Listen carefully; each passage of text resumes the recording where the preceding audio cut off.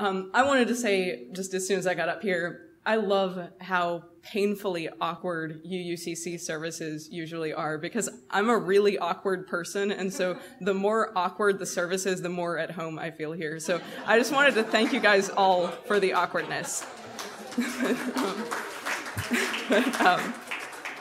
Right. I doubt that there's a single person in this room who hasn't at some point undergone a massive spiritual transformation.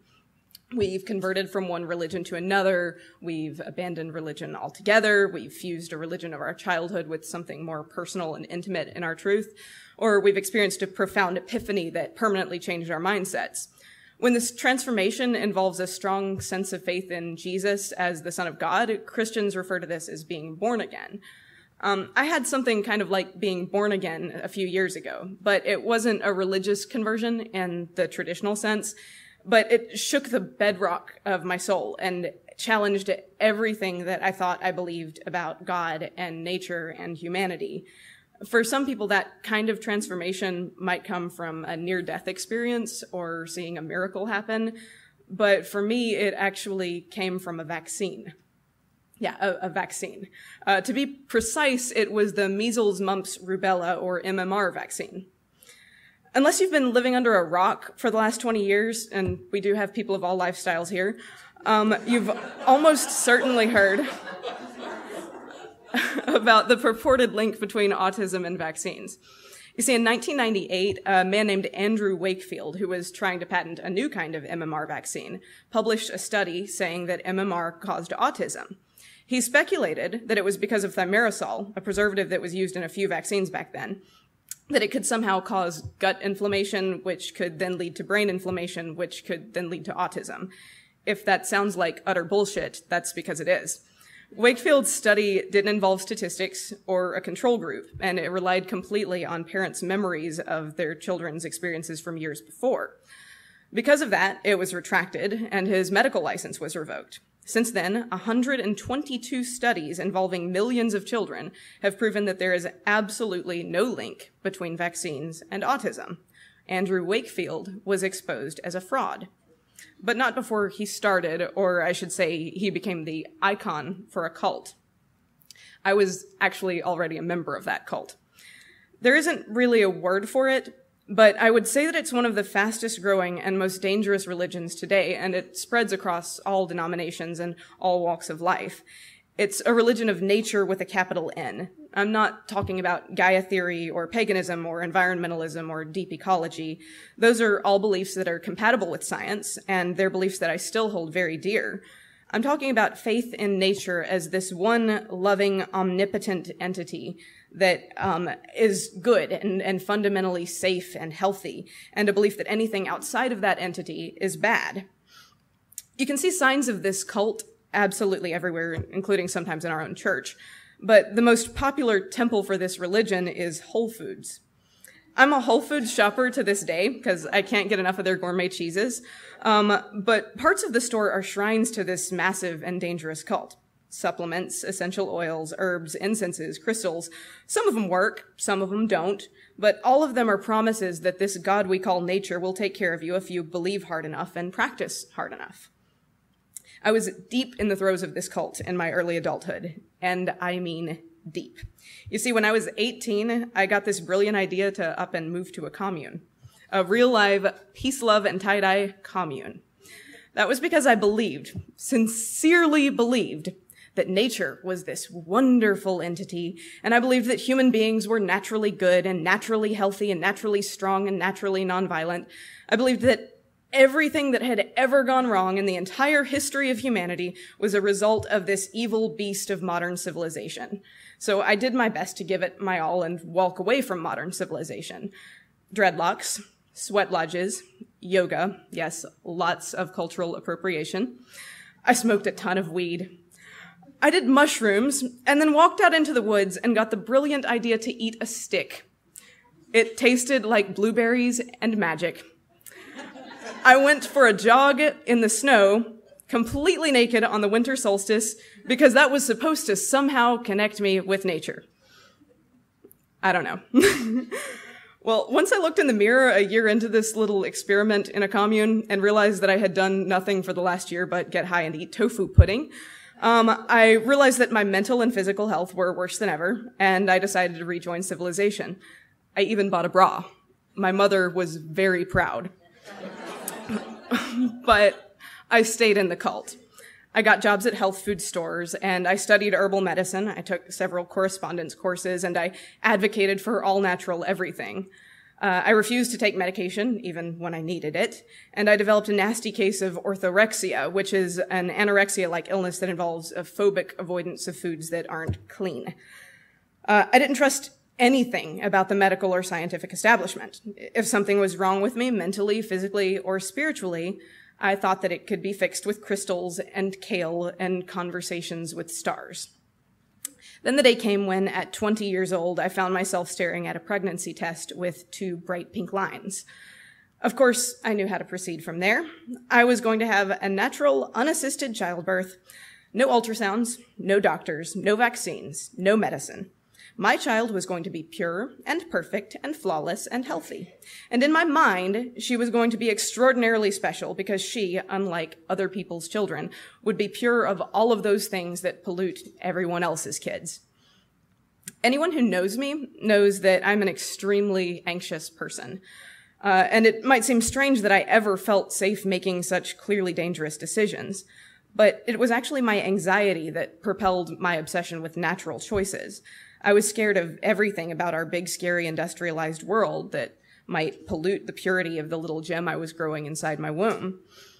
I felt like no one in the world knew how to keep her safe, myself included, and I had to put my faith in the one thing that I really believed in, which was nature.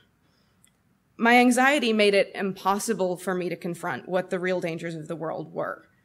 It felt overwhelmingly panicking to have any reminder of just how dangerous life is for children in the so-called natural world. Science and history painted a pretty grim picture. Before vaccines, before modern medicine, before agriculture, the world really was dangerous and hostile. Mothers gave birth to 10 kids in hopes that 2 might survive.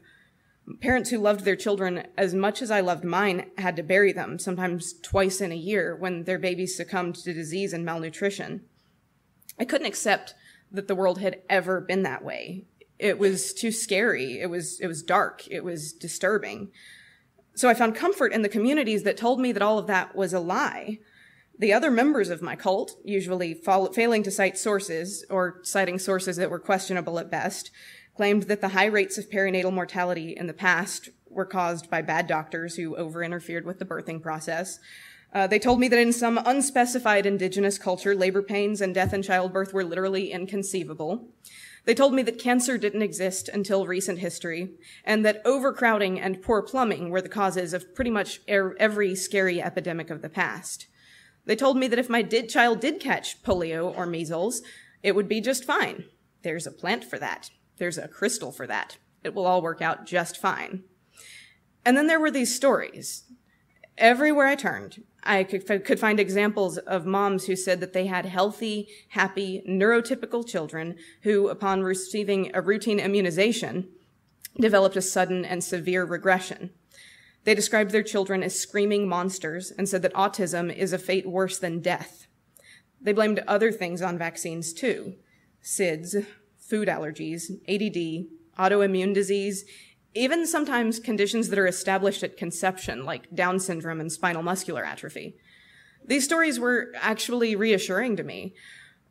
Like tales of miracles, virgin births, and resurrections and water into wine, they gave me evidence that my faith was the correct faith. Even when they defied logic and reason, I clung to them the way that any religious person clings to an affirming tale.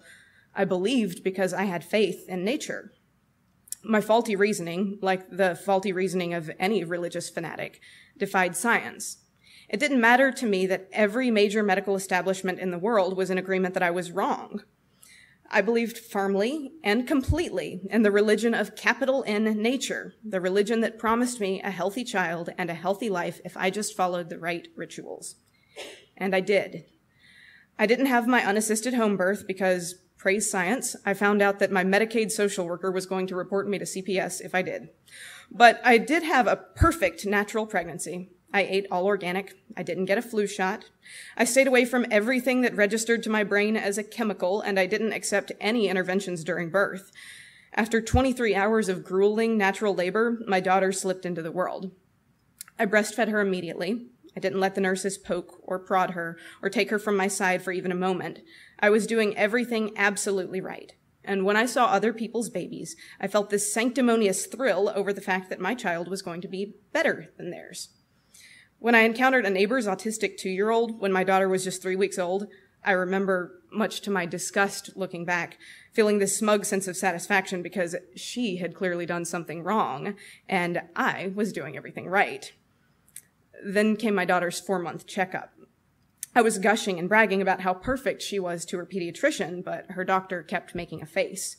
She examined her hips repeatedly and asked me a lot of questions that seemed strange to me.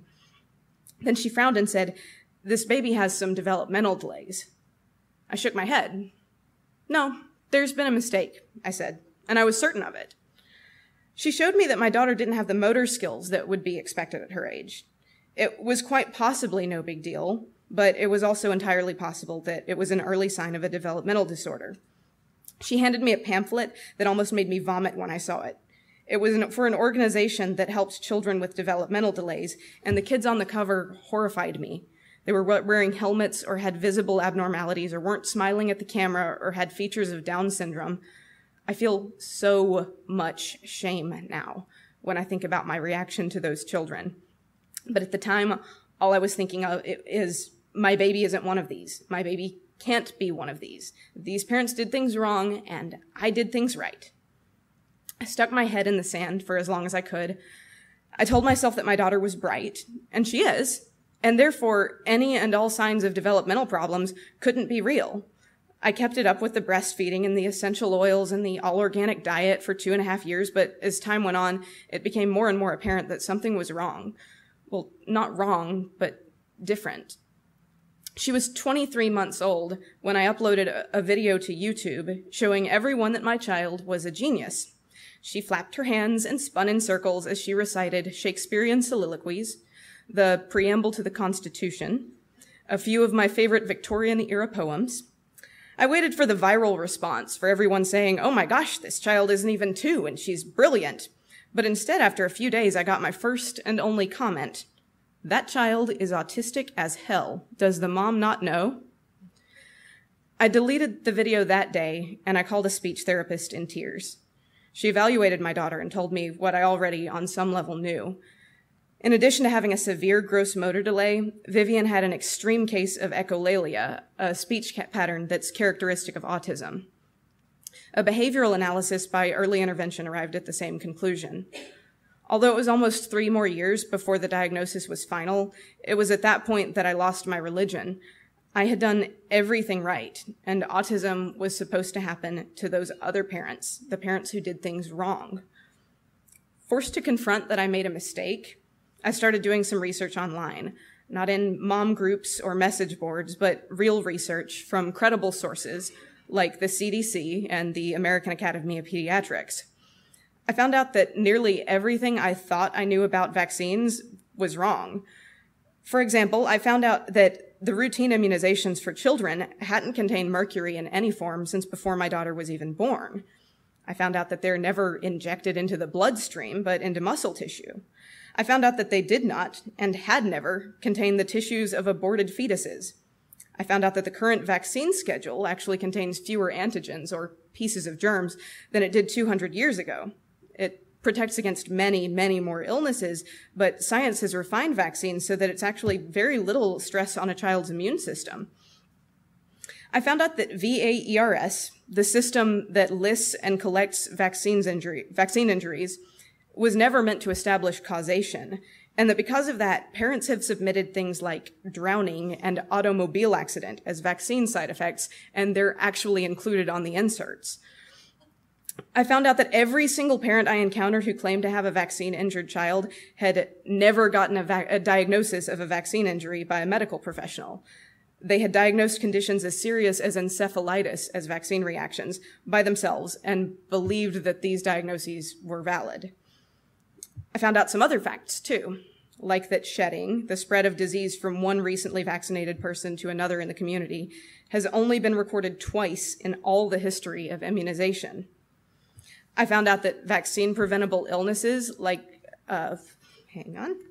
vaccine-preventable illnesses are actually very, very serious, that 1 in 5 children with diphtheria die, along with 75% of children with tetanus. I found out that 20% of kids with measles end up hospitalized. And I found out that true vaccine injuries, while possible, are extraordinarily rare, with the statistics showing rates of disabling or life-threatening reactions at a rate of roughly 1 in 750,000. Now, I've never been good at math, but it dawned on me that the risks of not being vaccinated were much higher than the risks of being vaccinated. I realized bit by bit that I had been duped, that whether I wanted to admit it or not, Mother Nature was not going to take care of my child, and that the only thing I could do as a responsible parent was to use the gifts of modern medicine to keep her healthy. I realized that I had gotten sucked up into a cult, one that could have endangered my child, and I didn't even know it. And as happens when you leave pretty much any cult, there's a lot of stigma and a lot of pressure to stay or come back. My friends accused me of being bought out by Big Pharma, although to this day I'm wondering where my check is. I had people accuse me of having Munchausen by proxy and conditioning to my daughter to behave as if she's autistic, simply for the purposes of promoting the idea that unvaccinated children can have autism. I've lost friends, many, many friends, some of whom were very close to me, because I became a vaccine advocate. Some of these friends even conspired online in groups that they didn't know I could see, talking about planning on being here today with protest signs. But in losing my religion, I found a new one. It's a religion of reason. It's a religion of skepticism and science, of accepting that nature is beautiful and wonderful and wild, but also very dangerous, and that we're actually really blessed to have the gift of human intelligence in our war against the many things that can claim our children's lives. It's also a religion of acceptance, of my children, of others, and of myself. When my daughter was 2.5 and I was first facing the insurmountable evidence that she was autistic, I took her to visit a neurologist in my hometown of Birmingham, Alabama. While I was there, I decided to meet up with a childhood friend. We'd been out of touch for over a decade, but she was still the same wonderful person I'd known and loved since I was 7 years old. And what she had to say rocked my world. She told me, "I know you remember that I was really weird and had some learning problems when I was a kid." "Yes," I said. "I even remember my mom once telling me that you were mildly retarded. It always confused me because you never seemed slow to me." She looked only slightly surprised to hear this, and she shrugged. She said, "Well, I'm not, and if I were, that would be okay, but I do have Asperger's syndrome. I'm autistic." It suddenly hit me that autism, this thing that I had feared so deeply for so long, was not that big of a deal. I looked at my friend, and I thought that if my child grew up to be just like her, that would be totally okay. And I also realized that even if my daughter were what people call low functioning, it wouldn't make me love her any less. I was happy with the child that I had, the way that she was. When I tried to pick out which autistic traits I would want to cure, I couldn't find any. Some of them were annoying or upsetting, sure, but my daughter was inseparable from her neurology. By loving her, I had to love her completely, and there is no separating a person from their brain. I loved my child. Isn't that how it's supposed to be? I thought that my pediatrician was going to kiss me when I brought Vivian in for her 3-year checkup and informed my doctor that I was ready to get her caught up on vaccines. We worked out a catch-up schedule, and soon enough, she was fully vaccinated. Her reactions were totally unremarkable. A little fever a few times, a mild rash once, a bit of swelling in her leg. Even after the MMR vaccine, the one that had scared me to death, whose very name made crunchy moms cringe in fear, there was no denying it. She was no more or less autistic than she was before she was vaccinated. It was at that point that I realized I had completely gone from one end to another, from being a vaccine opponent to a vaccine advocate. But fate wasn't done teaching me a lesson. It was 2 years after that, when Vivian was being comprehensively evaluated in kindergarten, that I found myself constantly explaining to the school psychologist that some of her quirkier traits were just inherited and mimicked from me and not necessarily signs of autism. "We don't do eye contact in our family," I explained, looking straight at my lap. "She learned that from me." "I think hand flapping is a learned behavior. She learned it from me. I flap my hands when I'm upset." "No, of course she can't ride a bike. I was 8 before I could ride a bike." "Tying shoes? No, I couldn't do that at her age. I was almost 9 before I could do that." I was trying to point out that even though I accepted that Vivian was autistic, I didn't want them to attribute things to autism that were just normal traits that ran in the family. I continued explaining everything to the school psychologist, all these special little traits that she got from me. The early talking, the late walking, the obsessive interests, the nervous tics, the social dysfunction, the loud monotone voice. Those weren't autism symptoms, right? Because I had those symptoms and I'm not autistic, right? Right? I looked around the room at the IEP team and realized that I had been overlooking something painfully obvious. My daughter's autistic traits were things that she developed because of me, and that's no surprise either. The leading research on the topic suggests that genetics alone account for over 90% of the differences between autistic and non-autistic individuals, and that parents who are neurodivergent, which is to say mentally ill or with learning disabilities, have significantly higher chances of having children with autism. Not only did I realize where my daughter's autism didn't come from, but I also realized where it did come from. Me. And that's okay. It wasn't long after my reawakening that I planned to have my son. I try not to believe in woo mysticism anymore, but I do believe that maternal intuition is a real and powerful thing. Partially because I knew more about the genetics of autism, and partially because of pure maternal intuition, I knew that my son, like his sister, was very likely to be on the spectrum. I knew this before he was even conceived, and yet I chose to conceive him anyway, because I had finally, after my journey, discovered that autism is not some horrible thing to be feared, but a wonderful variation of human neurology that makes a lucky few people and their families special. I knew exactly what was happening when he was born, and he started constantly shaking his head from side to side. I knew what was happening when at 4 and 6 months he was showing the same gross motor delays as his sister. I knew exactly what was happening when 1 month ago, a little before his first birthday, he underwent a dramatic developmental regression that nearly anyone would have pinged as becoming autistic. He had been standing unsupported. He had been starting to cruise. He had been repeating sounds and saying about 5 words consistently. He was responding to his name, and then one day he stopped doing those things. He cried more. He wouldn't stand or cruise. He wasn't responding when I called him, and he decided that all of the words that he knew before were not nearly as important or worth saying as repeating the word hand for half an hour at a time. A call to early intervention and a prompt evaluation told me what I had known his entire life. Yep, you've almost certainly got yourself another spectrum kid. Here's the amazing thing. This developmental regression happened right before my son's first birthday. If it had happened just 2 weeks later, he would have experienced this regression immediately after receiving his 12-month vaccinations, which included the MMR vaccine. Developmental regressions are defining characteristics of autism, and the stats show that they occur equally in vaccinated and unvaccinated populations. But of course, any parent who sees this regression right after immunization is going to suspect that the vaccine was the cause, particularly when they can find similar stories from other parents. I do have to say that while my anecdotal evidence stands for virtually nothing, my son has been much healthier, having been fully vaccinated, than his sister. She contracted vaccine-preventable bronchiolitis at 5 months and ended up blue in the ER. He's never even had a cold. And when our entire family got a case of rotavirus a few months ago, that's an icky stomach bug for those of you who don't know, my son was the only one who was unaffected. It didn't evade my notice that he was also the only one in the family who had been vaccinated for it. This is despite the fact that he's been formula-fed since 5 months and that most of his meals are not organic. I wish that I lived in the world that I once believed in. The world where nature loved me and loved my children and offered all the solutions and answers. A world where I felt nurtured and loved by our planet and couldn't see it as hostile. a world where human bodies were wise and resilient. But that's not the world that we live in. I've had to admit that.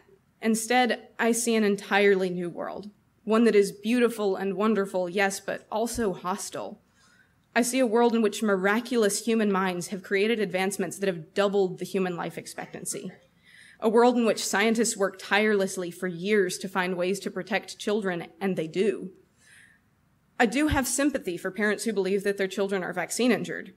After all, vaccine injuries do happen, albeit to nearly 1 in a million people. And I can understand how, when you're tied up in the stress and fear and anxiety of parenthood and surrounded by information that sounds scary, it's very easy to fall into the trap of believing medical conspiracy theories. I now run a blog called Back from Nature with other parents who have previously been duped by medical conspiracy theories and had trusted the almighty, benevolent Mother Nature to provide all the answers to healthy children. The reactions to my blogs have been mixed at best. Just last week, a group of 36,000 anti-vaxxers shared my full legal name, my address, photos of my house, and pictures of my kids with overt threats like, "I'm going to Tennessee this weekend to fuck that bitch up." And over the course of this weekend, the UUCC Facebook page has become a hotbed of infuriated anti-vaxxers because our church dared to have the audacity to allow this sermon. One person said that I was, quote, walking into the fire, and when I asked if that was a threat, someone clarified that she meant that our church is hell. While I understand that most anti-vaxxers are good people, after all, I used to be one of them, I can't help but see all of the characteristics of religious fanaticism, right down to the threats of death and hellfire for those who turn away. It's sick, and it's dangerous. Vaccines save lives, and they're safe. I will not blame the miracles of modern medicine for the fact that my children are wonderfully unique. And I think that the most important lesson that I've learned here hasn't just been of trusting science, but also of transforming as a mother. I love and accept my children as they are. And even if I could attribute their beautiful minds to immunization, it would not change for an instant my decision to protect them. I love my children, and I love that science provides me ways to protect them. Thanks. Thank you.